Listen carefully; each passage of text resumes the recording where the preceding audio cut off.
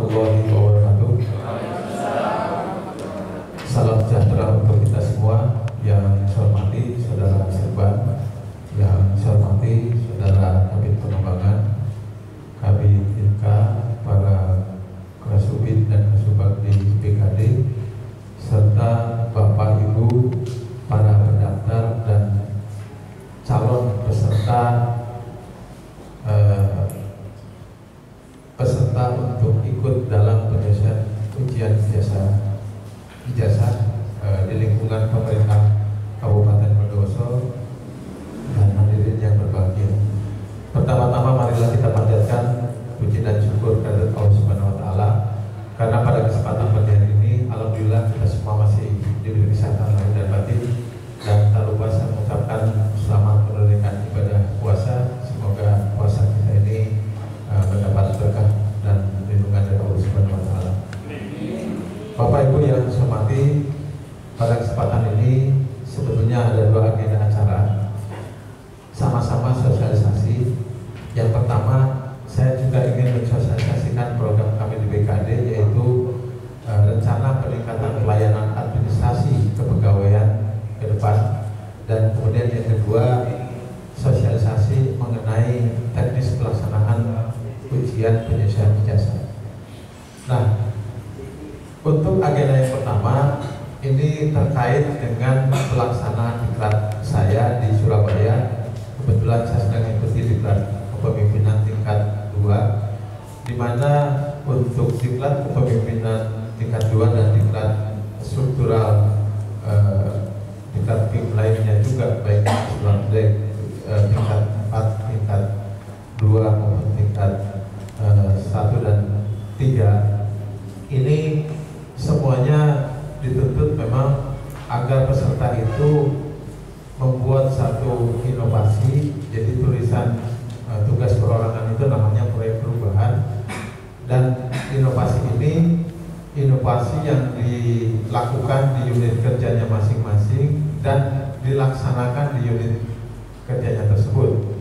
Nah, oleh karena itu sekarang masa off kampus 2 bulan kami melaksanakan tugas lagi, dan tempat kerja ini juga menjadi laboratorium kami.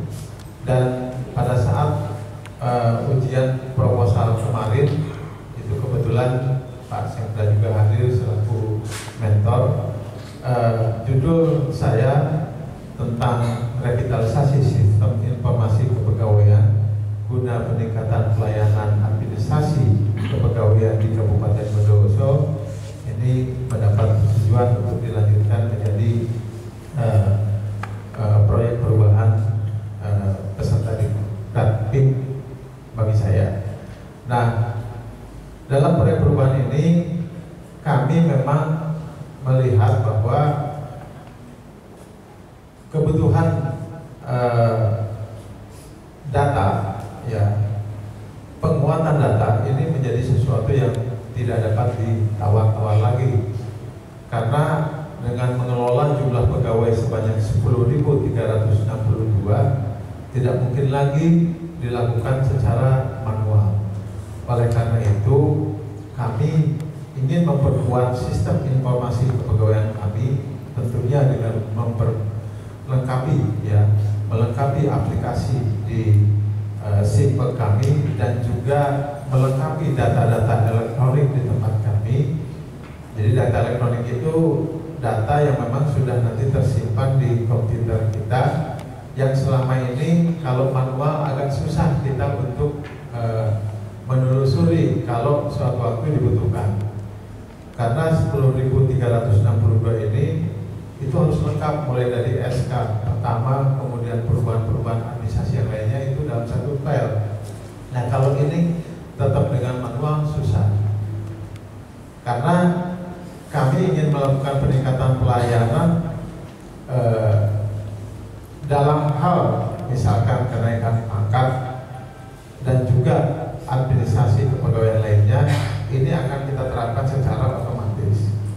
Jadi ke depan nanti seseorang yang naik pangkat tidak perlu lagi melengkapi data-data yang disampaikan oleh PNS kepada unit kerjanya, kemudian disampaikan kepada kita.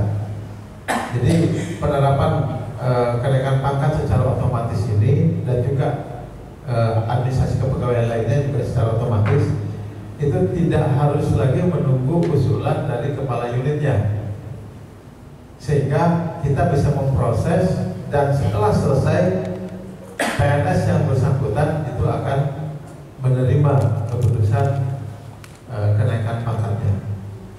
Saya pikir ini manfaatnya sangat luar biasa dan sangat terasa, saya pikir ya, bagi kita yang PNS, karena nanti alurnya seperti ini ya. Jadi kalau simpel kita sudah kuat, datanya sudah lengkap dan aplikasinya sudah lengkap, maka simpel ini akan memberikan peringatan dini atau early warning system kepada admin kita di kami bahwa nama ini 5 bulan ke depan akan naik pangkat. Nah, setelah itu Simpek nanti akan memberitahukan kepada PNS yang bersangkutan yang 5 bulan ke depan itu akan naik pangkat melalui apa? Satu, melalui web kita. Jadi web bkd.bondowoso.go.id. Nah, jadi web akan memberitahukan, Simpek akan memberitahukan lewat web tersebut dan Bapak Ibu bisa mengakses. Jadi kalau membuka web bkd.bondowoso.go.id, maka itu akan muncul semua informasi tentang kepegawaian di Kabupaten Bondowoso. Kalau pakai Google lebih gampang juga, jadi tinggal ketik BKD Bondowoso itu juga akan muncul ya. Jadi kalau punya HP tentunya ya HP yang ada sarana internetnya ya, jangan masih simpan C35 gitu yang masih sudah jadul, masih ada tanduknya gitu kan. Walaupun katakanlah sekarang masih golongan 2, tapi PNS sekarang kan berbeda dengan dulu kan. Kalau saya dulu pertama kali mendapat HP itu tahun 2000 gitu ya, masih simpan C35 itu wah sangat mewah sekali waktu itu gitu ya. Kalau dipakai sekarang yang dia udah jadul gitu ya. Jadi kalau pakai yang seperti inilah minimal ya, minimal. Syukur kalau bisa lebih dari ini gitu kan. Karena apa? Semua informasi ada di sini. Bapak Ibu mau belajar apapun juga ada di sini. Ya. Jadi tinggal ketik apa yang kita inginkan informasi, mulai dari pertanian, kesehatan, olahraga, pendidikan dan lain sebagainya ada semua di sini. Ya. Nah, oleh karena itu dengan kemudahan yang kita berikan melalui informasi di web kita harapkan bahwa semua informasi kepegawaian itu bisa mudah diakses oleh Bapak Ibu semua. Oleh karena itu, ya silahkan sering membuka web kami, ya. Bahkan acara kita pada pagi hari ini pun juga insya Allah malam itu sudah masuk dalam web kami. Jadi semua kegiatan di tempat kami di BKD selalu kami sampaikan informasinya melalui web kami sehingga bisa diakses oleh masyarakat secara luas, dan tentunya kami pun di BKD membutuhkan masukan saran sehingga ada evaluasi setelah kegiatan itu untuk perbaikan kegiatan selanjutnya. Itu informasi pertama, pemberitahuan melalui web BKD Bondowoso. Kemudian yang kedua, pemberitahuannya melalui SMS. Jadi kami pun juga nanti akan melengkapi dari Simpek nanti akan memberitahukan kepada yang bersangkutan melalui SMS.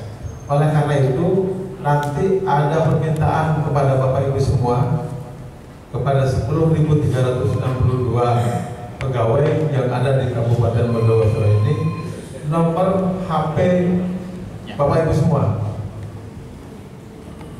Jadi kalau misalkan nanti nomor HP yang dikirimkan ke kami di BKD ganti ya, atau berubah atau hilang ya silakan itu disampaikan lagi nomor yang terbaru Sehingga ketika ada pemberitahuan masalah kepegawaian, ini juga bisa diterima langsung oleh yang bersangkutan. Kalau nomor HP itu jangan ganti-ganti ya, karena HP itu ternyata hasil penelitian itu sayangnya melebihi daripada istri. Kemana-mana dibawa dan selalu kalau dilus-lus terus ya. Nah oleh karena itu kalau misalkan gonta ganti HP, ya saya tidak mengatakan berarti suka gonta ganti istri juga, tidak ya. Artinya bahwa nomor HP itu harus ya, karena itu sudah menjadi, saya pikir sudah menjadi identitas ya, jangan sampai sering berubah gitu ya. Termasuk juga HP yang dikirimkan